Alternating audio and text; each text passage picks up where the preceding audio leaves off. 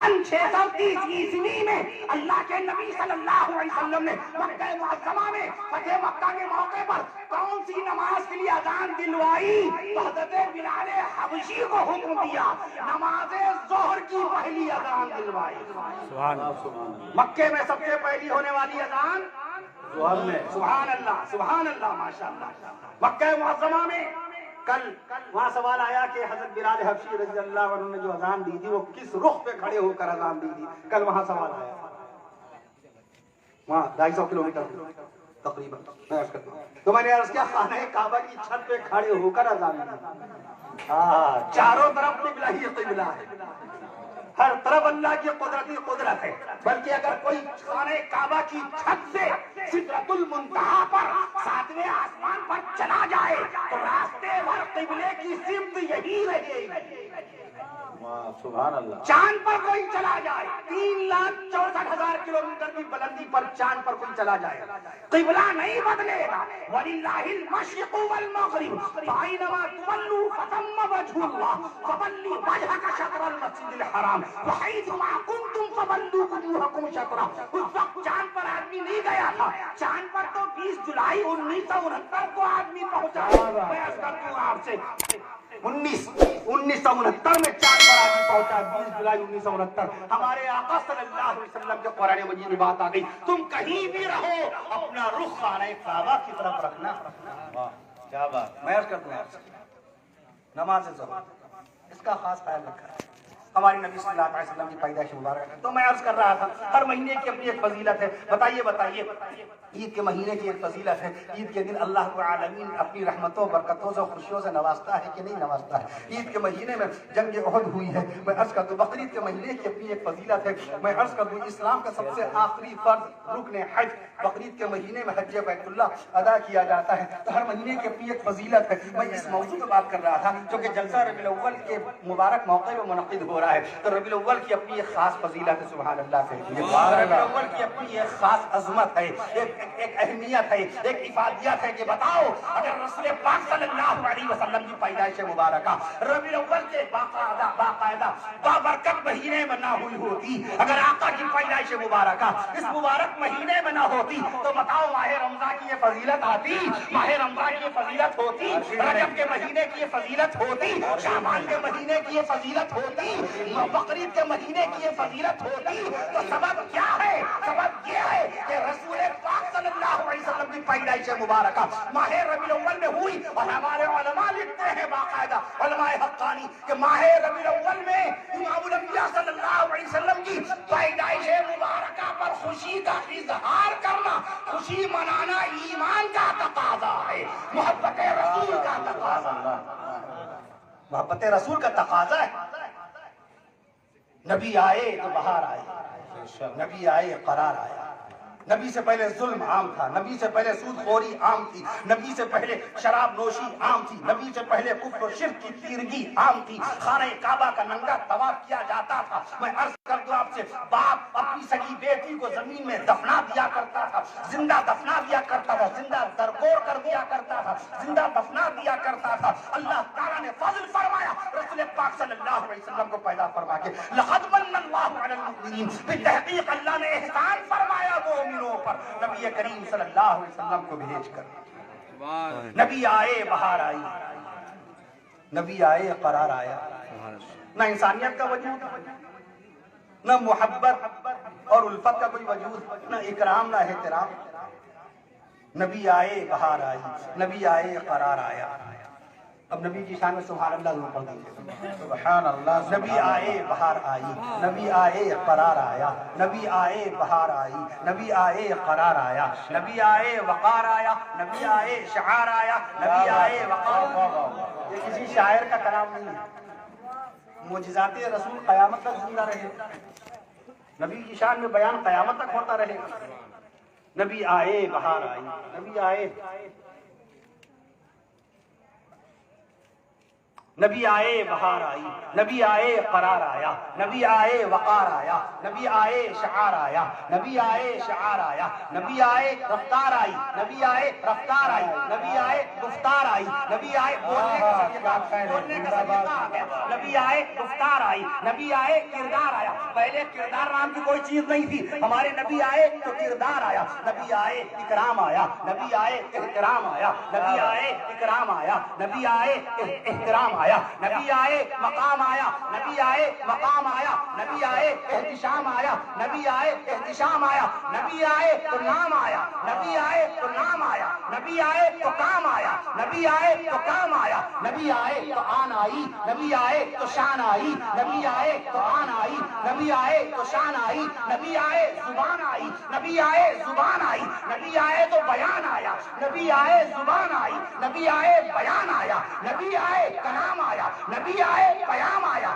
نبی آئے کلام آیا، نبی آئے تو ہمت آئی، نبی آئے تو انسانیت آئی، نبی آئے تو محبت آئی، نبی آئے تو نبوت آئی، نبی آئے تو رسالت آئی، نبی آئے تو اللہ کی عبادت آئی، نبی آئے تو قرآن کی تلاوت آئی، نبی آئے تو قرآن کی تلاوت آئی، اور جب نبی آ گئے تو پوری کائنات میں انسانیت ہی انسانیت آ گئی۔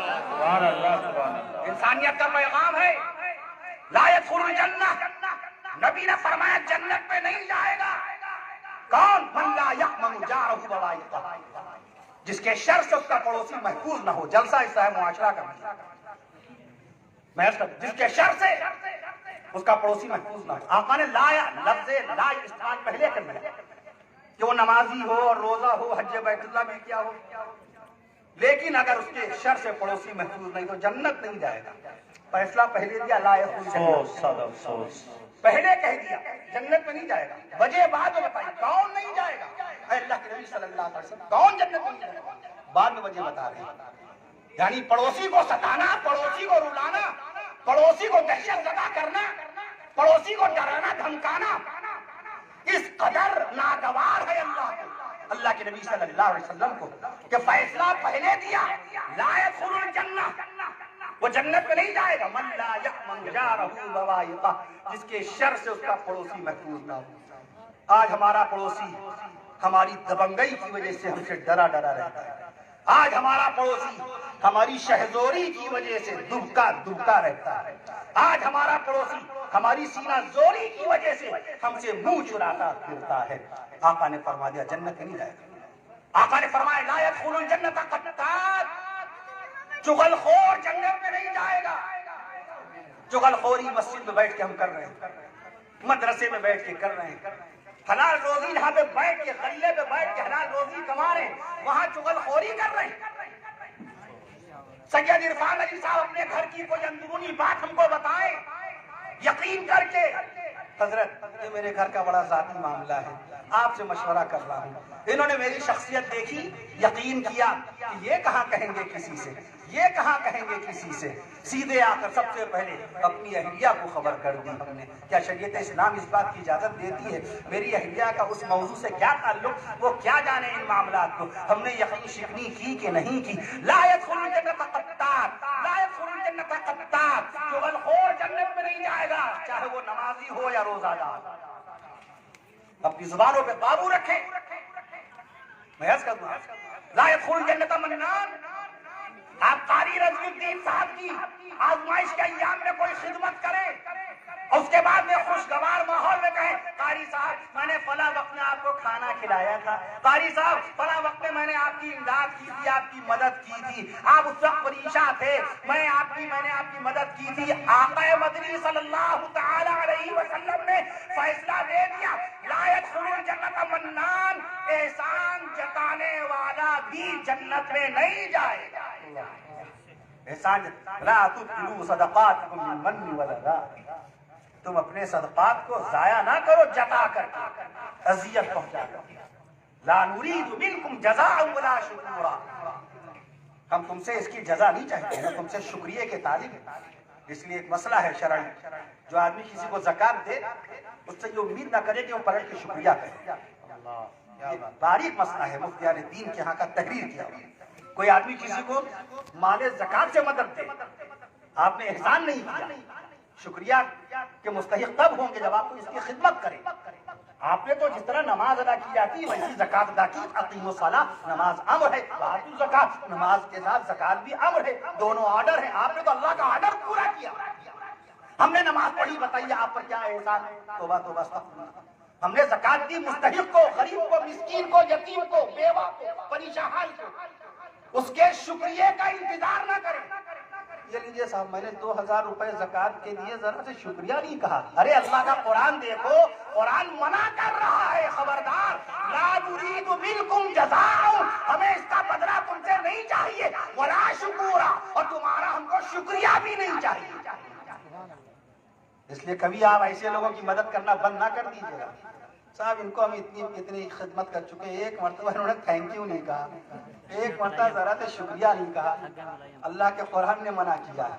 میں عرض کر دوں آپ سے، میں عرض کر رہا تھا آپ سے، اس لیے اصلاح معاشرہ کے شوہر اور بیوی کے تعلقات اسلام باقاعدہ جس انداز میں پیش کرتا ہے. نکاح کی برکت سے اللہ بیوی کو محبوبہ بنا دیتا ہے. نکاح کے ذریعے سے باقاعدہ کیسی اللہ قربتیں پیدا فرماتا ہے. حکیم الاسلام قاضی محمد طیب صاحب رحمۃ اللہ علیہ جن کا انتقال 1983 میں ہوا تھا، وہ تحریر فرماتے ہیں یہ نکاح کی برکت ہوتی ہے. ایک انجان لڑکی ہوتی ہے، اجنبی لڑکی ہوتی ہے، اس نے دیکھا بھی نہیں اپنے ہونے والے شوہر کو، شوہر نے اپنی ہونے والی بیوی کو بھی نہیں دیکھا ہے. ان دونوں نے نکاح قبول کر لیا ہے. قاضی صاحب نے نکاح کی قبولیت ایجاب و قبول کروا دیا ہے. میں عرض کر دوں آپ سے ابھی رخصتی بھی نہیں ہوئی، شوہر نے نہ بیوی کو دیکھا، نہ بیوی کی رنگ و رنگت دیکھی، نہ بیوی کا ناک نقشہ دیکھا، نہ بیوی نے اپنے شوہر کا نقشہ دیکھا، نہ شوہر کی شکل و شباہت دیکھی. لیکن کسی ذریعے سے خبر آ جاتی ہے مردوں میں، ارے دلہن کے سر میں درد ہو رہا ہے، دلہن کے سر میں درد ہو رہا ہے. یہ خبر دولہا کو جب پہنچتی ہے، اس دولہا نے چہرہ نہیں دیکھا مگر دولہا اپنے دل میں بے چینی محسوس کرنے لگتا ہے، دولہا اپنے دل میں بے قراری محسوس کرنے لگتا ہے. میری شریک حیات میں سر میں درد، میری شریک حیات کو سر میں درد ہو رہا ہے، میری بیوی کے پیٹ میں درد ہو رہا ہے، میری بیوی کو فلاں تکلیف ہو گئی ہے. جبکہ رخصتی بھی نہیں ہوئی، ابھی دیکھا بھی نہیں ہے، ایک دوسرے کے دیدار سے پوری طرح سے آری ہیں، اس کے باوجود بھی ایک دوسرے کی قلبی اور روحانی محبت پیدا ہو جاتی ہے. یہ کیا ہے؟ یہ رب ذوالجلال نے نکاح کی برکتوں سے قلبی موافقت اور قربت پیدا فرمایا. قاری طیب صاحب رحمۃ اللہ علیہ فرمایا اس لیے طلاق کا تذکرہ قرآن مجید میں صرف 3 مقام پر، مگر شادی کا تذکرہ، نکاح کا تذکرہ 15 مقام پر ہے. سبحان اللہ، سبحان اللہ. 15 مقام پر تذکرہ ہے شادی کا. صلی اللہ علیہ وسلم درود شریف ہے، سب سے چھوٹا درود شریف صلی اللہ علیہ وسلم. صلی اللہ علیہ وسلم میں حروف 15 ہیں. سبحان اللہ. صلی اللہ علیہ وسلم میں حروف 15 ہیں، اور شادی کا تذکرہ بھی اللہ نے قرآن میں 15 ہی مقام پر باقاعدہ کیا. تو اللہ کے رسول کی پسندیدہ ہے شادی کا کرنا، نکاح کا کرنا. نکاح کو آسان کیجیے، ولیمے کو آسان کیجیے. دیکھیے کیسے ہو رہے ہیں ولیمے. ابھی اس دن میں نے نکاح پڑھایا 15 حضرات، 15 امان میرے گھر میں 15 حضرات تھے. 15 شادی ہوئی کہ نہیں ہوئی، ولیمہ ہوا کہ نہیں ہوا، اور 1500 ہوتے تب بھی ولیمہ ہوتا کہ نہ ہوتا. 15 لاکھ خرچ کرتے ہو گیا کہ نہیں ہو گیا، تب بھی ولیمہ ہی کہلاتا. 15,000 میں ولیمہ ہوا، ہو گیا کہ نہیں ہو گیا. شادی کو سادگی کے ساتھ کیا جائے. میں عرض کر رہا تھا حضور پاک صلی اللہ تعالیٰ علیہ وسلم کی 4 بیٹیاں. بہنیں غور سے سن رہی ہیں، مجھے جلدی اجازت دیجیے. میں عرض کر دوں آپ سے ہمارے آقا صلی اللہ علیہ وسلم کی 4 بیٹیاں ہوئی. بڑی بیٹی کا نام بی بی زینب رضی اللہ عنہا، دوسری بیٹی کا نام سیدہ بی بی رقیہ رضی اللہ عنہا، تیسری بیٹی کا نام سیدہ بی بی کلثوم رضی اللہ عنہا، چوتھی بیٹی کا نام خاتون جنت، چوتھی بیٹی کا نام خاتون جنت سیدہ بی بی فاطمہ الزہرا، سیدہ بی بی فاطمہ الزہرا رضی اللہ تعالی عنہا، سیدہ بی بی فاطمہ الزہرا رضی اللہ تعالی عنہا. رسول پاک صلی اللہ تعالی علیہ وسلم کی 3 نواسیاں ہوئیں. بڑی نواسی کا نام سیدہ بی بی امامہ رضی اللہ عنہا، دوسری نواسی سیدہ بی بی زینب بنت علی رضی اللہ عنہا، تیسری نواسی سیدہ بی بی ام کلثوم بنت علی رضی اللہ عنہا. ہمارے نبی صلی اللہ تعالی علیہ وسلم کے 5 جنتی نواسے. سب سے بڑے نواسے کا نام سیدنا علی زینبی رضی اللہ عنہ، دوسرے نواسے حضرت عبداللہ بن عثمان رضی اللہ عنہ، تیسرے نواسے سبحان اللہ. سبحان عثمان رضی اللہ عنہ. یہ جنتیوں کی بات ہو رہی ہے، نبی کے اہل بیت کا تذکرہ ہو رہا ہے. سبحان اللہ. آپ بھی کہیے ہمارے نبی صلی اللہ علیہ وسلم کے تیسرے نواسے حضرت عبد الرحمن بن عثمان رضی اللہ عنہ، ہمارے نبی صلی اللہ علیہ وسلم کے چوتھے نواسے رسول سیدنا حضرت حسن بن علی رضی اللہ تعالی عنہ، اور ہمارے نبی صلی اللہ علیہ وسلم کے 5ویں نواسے شہید کربلا نواسے مصطفیٰ سیدنا حضرت حسین رضی اللہ تعالی عنہ. سبحان اللہ ہمارے نبی صلی اللہ علیہ وسلم کی 11 جنتی بیویاں، سب سے زیادہ عمر پانے والی نبی کی 11 جنتی بیویوں میں سب سے زیادہ عمر اگر ہوئی کسی بیوی کی، سیدہ اماں بی بی ام سلمہ رضی اللہ عنہا، 84 سال، کتنی؟ 84 سال کی عمر شریف آپ نے پائی۔ دوسرے نمبر پر سیدہ بی بی میمونہ رضی اللہ عنہا، 80 سال کی عمر شریف میں اللہ کو پیاری ہوئی۔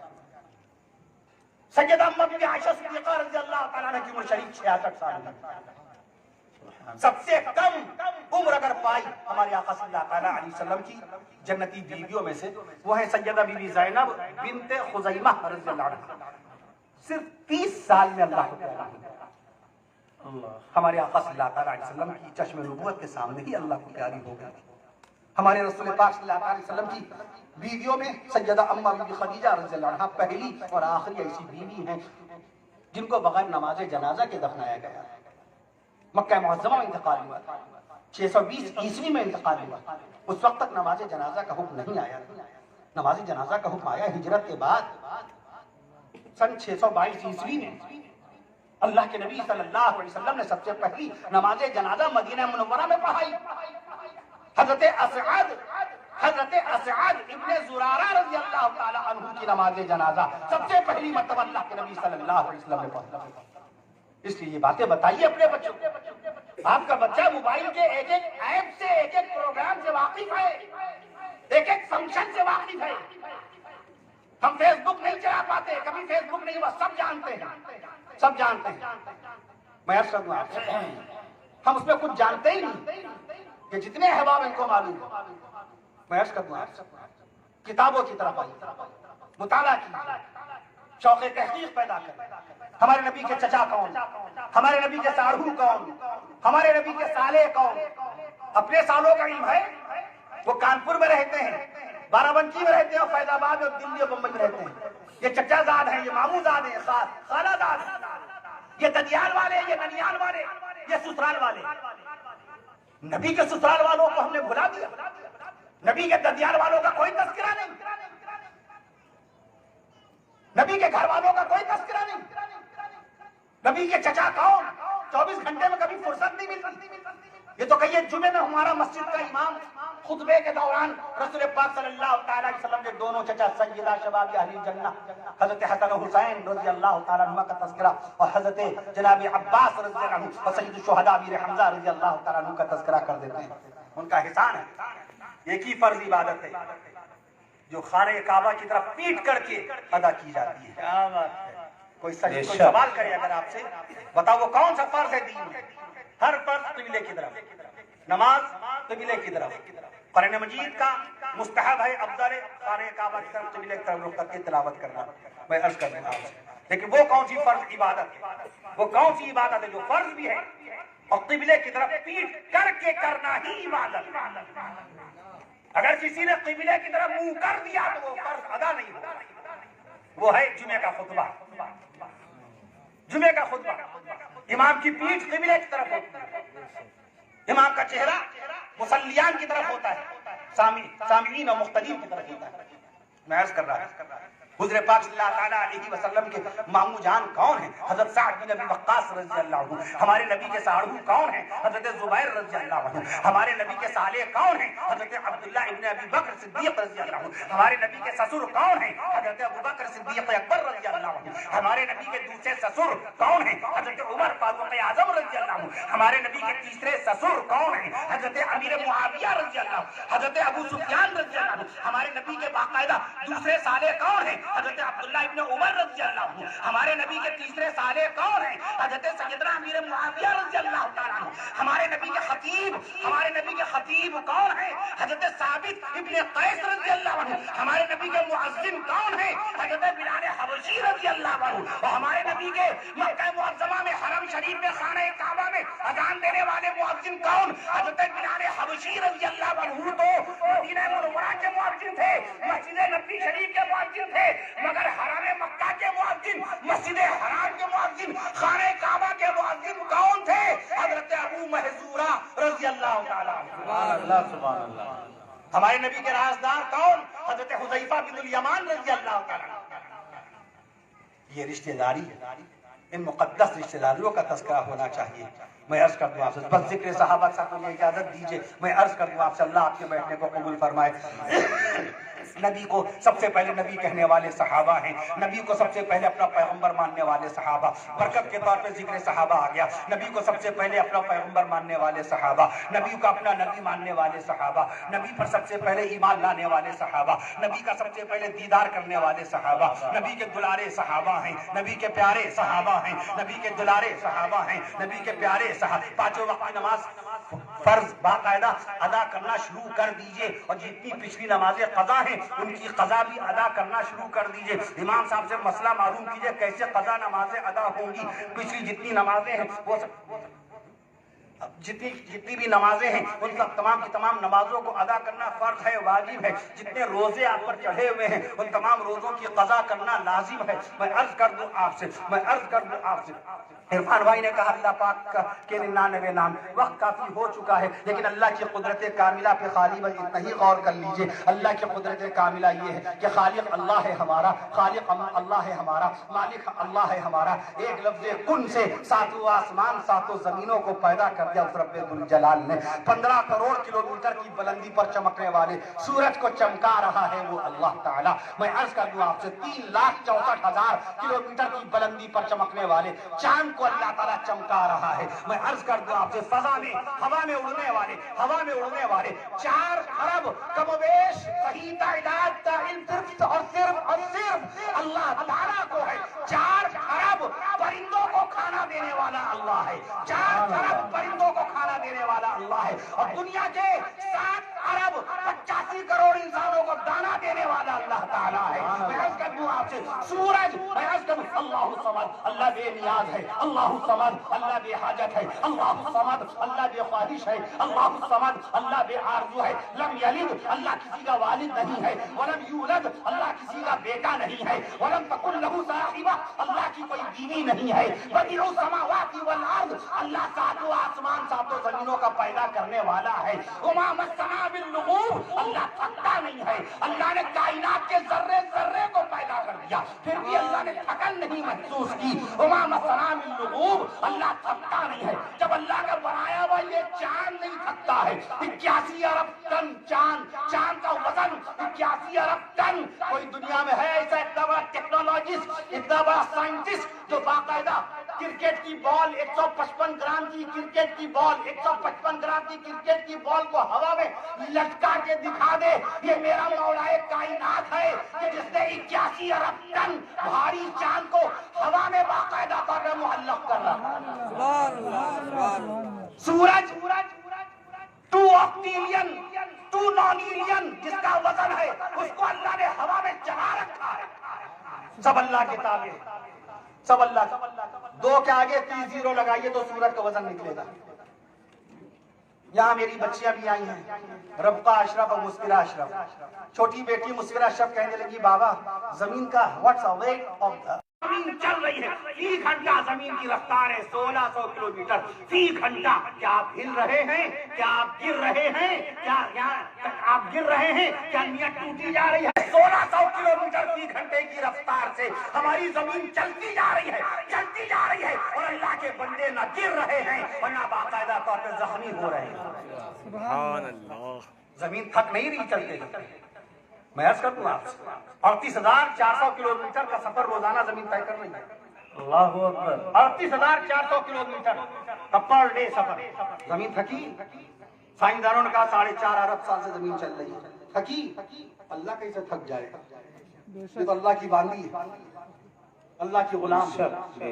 وما مسنا باللغوب اللہ نے کیا فرمایا, اللہ کو تھکن محسوس نہیں ہوتی, اللہ تھکتا نہیں, اللہ سوتا نہیں. لا تأخذہ سنۃ ولا نوم اللہ کو اونگ نہیں آتی, اللہ کو نیند نہیں آتی, اللہ کو اونگ نہیں آتی, اللہ کو نیند نہیں آتی. سورج 1 گھنٹے میں قاری صاحب سورج کتنا چلتا ہے 7,24,000 کلومیٹر. 7,20,000 کلومیٹر فی گھنٹہ. سورج کی رفتار 7,20,000 کلومیٹر فی گھنٹے کی رفتار سے سورج چل رہا ہے. تو 24 گھنٹے میں کتنا سورج چل گیا؟ 1,71,80,000 کلومیٹر کا سفر ایک دن میں سورج طے کر رہا ہے اور وہ تھک نہیں رہا ہے. بتاؤ اللہ کی قدرت کاملہ بے مثال ہے کہ نہیں؟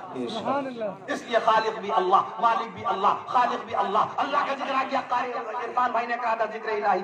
خالق بھی اللہ، مالک بھی اللہ، رازق بھی اللہ، اول بھی اللہ، آخر بھی اللہ، اول بھی اللہ، آخر بھی اللہ، باطن بھی اللہ، ظاہر بھی اللہ، غفور بھی اللہ، شکور بھی اللہ، صبور بھی اللہ، نور بھی اللہ، رحیم بھی اللہ، کریم بھی اللہ، علیم بھی اللہ، حلیم بھی اللہ، رحمان بھی اللہ، رحمان بھی اللہ، سلطان بھی اللہ، منان بھی اللہ، حنان بھی اللہ، دیان بھی اللہ، دیان بھی اللہ، متکبر بھی اللہ، مصور بھی اللہ، اولا بھی اللہ، مولا بھی اللہ، اولا بھی اللہ، مولا بھی اللہ، علی بھی اللہ، ولی بھی اللہ، علی بھی اللہ، ولی بھی اللہ. میں عرض کرتا ہوں مجیب بھی اللہ، مجیب بھی اللہ، حسیب بھی اللہ، مجیب بھی اللہ، مجیب بھی اللہ، حسیب بھی اللہ، جبار بھی اللہ، ستار بھی اللہ. اللہ کا نام سن کے آپ لوگ اللہ اللہ پہلے کہیے. جبار بھی اللہ، ستار بھی اللہ، قہار بھی اللہ، خلاق بھی اللہ، رزاق بھی اللہ. جب کچھ نہیں تھا تو اللہ تھا، جب کچھ نہیں تھا تو اللہ تھا، اور جب کچھ نہیں ہوگا تو اللہ ہی ہوگا. اللہ تعالیٰ ہمیں اور آپ کو اپنی عبادت کی توفیق نصیب فرمائے. پانچوں وقت کی نمازوں کو جماعت کے ساتھ پڑھنے کی توفیق نصیب فرمائے. ہماری بہنوں کو پردہ نشینی کے ساتھ گھر میں وقت پر نماز پنجگانہ پانچوں وقت کی نمازوں کو پڑھنے کی توفیق نصیب فرمائے. قرآن مجید کی تلاوت کی توفیق نصیب فرمائے. پڑوسیوں کا حق ادا کرنے کی توفیق نصیب فرمائے. اللہ رب العالمین اپنے فضل و کرم سے اپنے حبیب صلی اللہ تعالیٰ علیہ وسلم کے صدقے اور فضل میں تمام بیماروں کو شفاء کاملہ نصیب فرمائے. جو بندے اور بندیاں اسپتالوں میں زیر علاج ہیں، اللہ تعالیٰ اپنے فضل و کرم سے اپنے حبیب صلی اللہ تعالیٰ علیہ وسلم کے صدقے اور طفیل میں ان تمام بیمار بندوں اور بندیوں کو اسپتالوں سے زندہ صحیح سلامت صحت یابی شفا یابی کے ساتھ زندہ صحیح سلامت ان کو ان کے گھر واپس ہونا نصیب فرمائے. ہمارے ایک رفیق مکرم ہیں جناب محمد غفران صاحب، میرے پاس ابھی اطلاع آئی، جناب محمد صفان میاں صلی اللہ علیہ وسلم نے اطلاع دی جناب محمد غفران صاحب کی طبیعت ناساز ہے اور بلرام پور ہاسپٹل میں ان کا علاج ہو رہا ہے. دعا فرمائیے اللہ تبارک و تعالیٰ اپنے فضل و کرم سے اپنے حبیب صلی اللہ علیہ وسلم کے صدقے و طفیل میں تمام بزرگان دین رحم اللہ تعالیٰ علیہ مجمعین کے توسل سے اللہ تعالیٰ صحت و شفا نصیب فرمائے. اللہ رب العالمین ہمیں اور آپ کو ہر بلا، ہر مصیبت، ہر ناگہانی، ہر فتنہ و شر، ہر بیماری، ہر انجانی بیماری، ہر وبا سے محفوظ و معمون فرمائے. اللہ تعالیٰ ایمان کے ساتھ جینا نصیب فرمائے، ایمان کے ساتھ خاتمہ نصیب فرمائے. اللہ رب العالمین ہمیں اور آپ کو دنیا اور آخرت میں کامیابی اور کامرانی نصیب فرمائے. اللہ تعالیٰ ہمیں اور آپ کو، ہم سب کو ایمان سے لبریز، اللہ تعالیٰ ہم سب کو ایمان سے لبریز سکون اور عافیت کی زندگی نصیب فرمائے. اللہ تعالیٰ ہم سب کو عمل کی توفیق نصیب فرمائیے.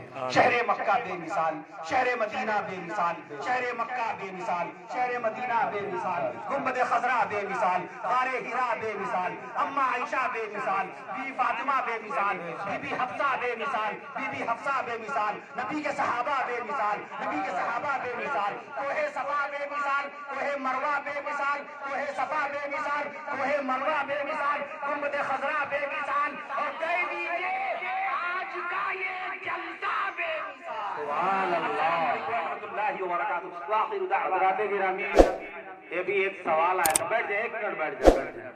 ابھی آپ نے ایک سوال کیا تھا حضرت مولانا سے کہ پہلا بیان آپ نے کہاں کیا تھا، تو یہ میں عرض کر دوں.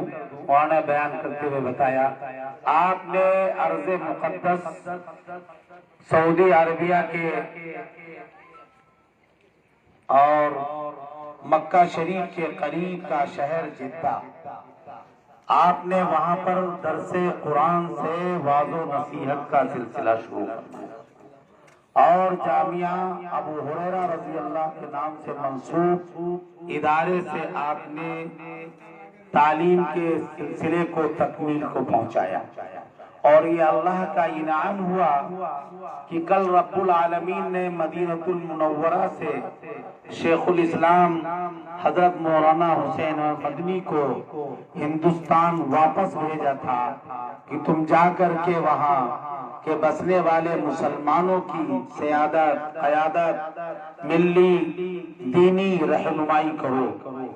رب کریم نے ایک عرصے دراز کے بعد سرزمین لکھنؤ سے پیدا ہوئی شخصیت جس نے قطعی یہ فیصلہ کیا تھا کہ بقیہ عمر کو اس مقدس سرزمین پر گزارنا ہے، لیکن اللہ کو کام لینا تھا دین کا، اور ہمارے آپ کے درمیان میں بہت قیمتی اور اہم باتیں بتانے کے لیے رب العالمین نے پھر انہیں واپس اسی دبستان لکھنؤ بھیجا، اور یہاں رہ کر پورے ملک ہندوستان کے اندر شہر شہر، قریہ قریہ، گاؤں گاؤں، قصبہ قصبہ آپ واضح و نصیحت فرماتے ہیں۔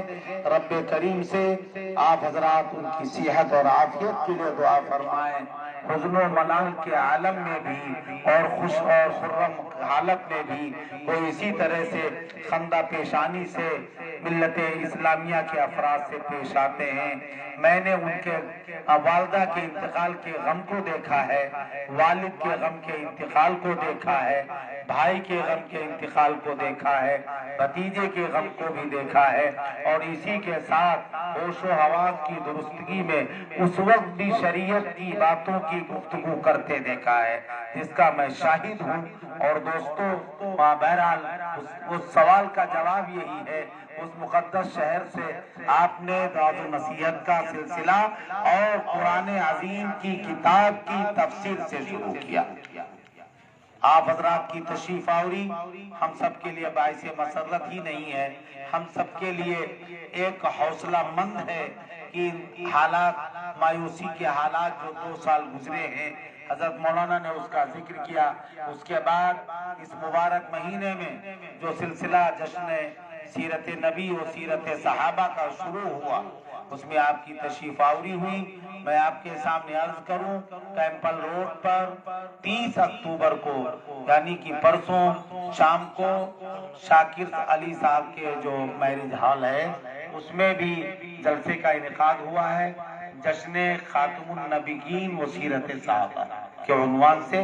جو حضرات کو موقع ملے بلکہ موقع نکال کر تشریف لے جائیں، تاکہ پیچھے کی جو توانائی ہماری ضائع ہوئی ہے اور جو ایمان میں ہماری کمی آئی ہے اس میں تازگی اور بیداری پیدا ہو۔ بہت شکریہ آپ حضرات کا، اپنی جانب سے، آپ سب کی جانب سے، علماء کرام کی جانب سے، بالخصوص اس جلسے کے منعقد کرنے والوں کی جانب سے، اور مدرسہ شمس العلوم کے بانی مبانی حضرت قاری عبدالسلام صاحب کی جانب سے آپ تمامی حضرات کا بہت بہت شکریہ۔ دعا کے آخری کلمات بھی حضرت مولانا ہی فرمائیں گے۔